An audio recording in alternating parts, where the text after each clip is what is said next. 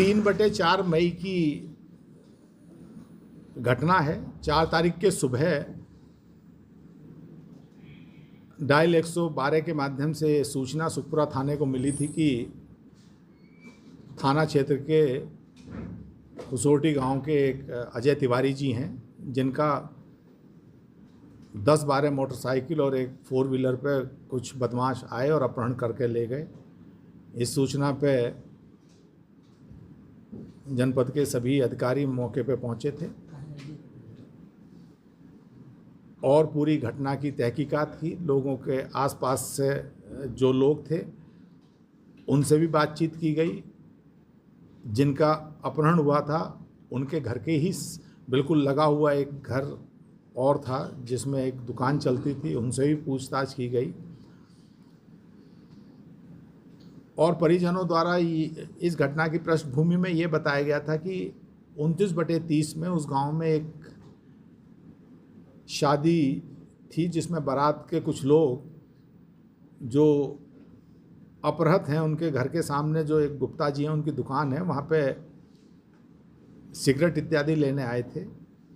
लेकिन दुकान बंद होने के कारण वो उसी सड़क पे लघुशंका करने लगे। जो अपहृत हुए थे अजय तिवारी जी कथित रूप से, उनके एक बेटे हैं मृत्युंजय तिवारी, वो चक्की चला रहे थे। उनके द्वारा उन्हें टोका गया तो उसमें मारपीट की घटना हुई थी।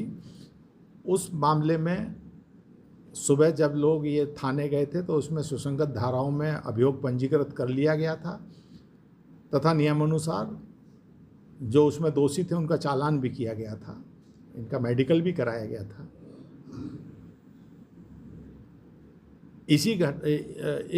ये पूरी घटना जो 4 तारीख की सुबह अपहरण की घटना थी उसकी पृष्ठभूमि में थी और ये आरोप लगाया गया था कि उस 30 तारीख वाली घटना में समझौता करने के लिए किया गया था। लेकिन घटनास्थल के निरीक्षण से, आसपास के लोगों से बातचीत करने से और परिजनों के विरोधाभासी स्टेटमेंट, क्योंकि जब डायल 112 के सूचना का परिशीलन किया गया तो उसमें पाया गया था कि परिजनों ने कहा था कि 3-4 लोग ले गए थे।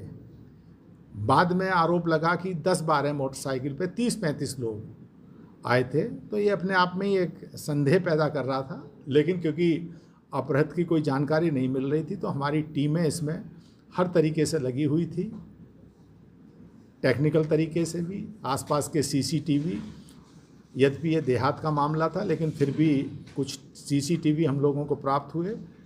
लेकिन कहीं इतनी बड़ी संख्या में रात में 2-2:30 बजे गाड़ियों के मूवमेंट नहीं मिला था।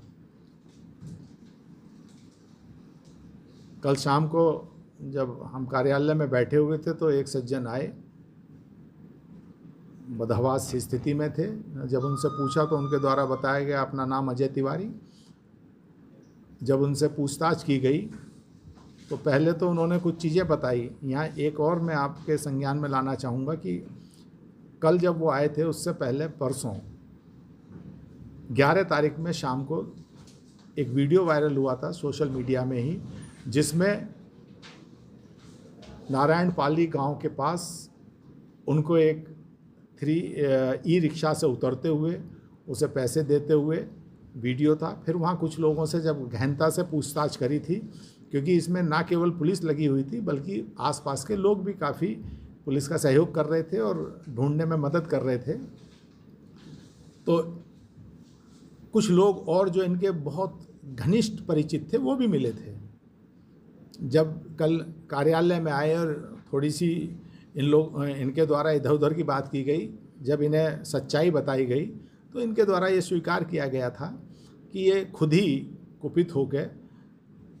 इन्हें ये लग रहा था कि वो जेल नहीं गए 29/30, लेकिन उसमें जो वैधानिक कार्रवाई थी वो पुलिस द्वारा की गई थी, उसी से कुपित होकर ये रात में चले गए थे। और परिजनों द्वारा किसी अपने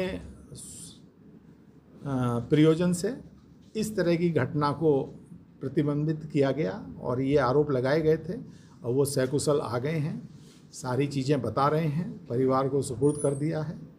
और जिन गलत तथ्यों पे ये मुकदमा लिखाया गया था, उन पे भी राय लेते हुए वैधानिक कार्रवाई की जाएगी।